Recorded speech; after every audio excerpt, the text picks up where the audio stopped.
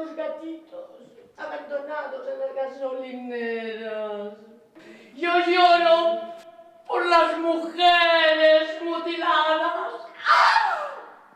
Me alegro de lo del embarazo, En serio. Era su sueño. Llevo toda la tarde bebiendo agua para poder mearme encima y tú me has bloqueado. ¿Yo? ¿Quién salía desnuda al balcón a cantar ópera? La gran actriz va a continuar. ¡Salud! ¡No! Soy yo la actriz, la que tiene que hablar, la protagonista. Ah, muy bien. Pues nada, Escuchemos a la joven promesa. ¡Qué bruja eres! Creo que voy a hacer un pipí.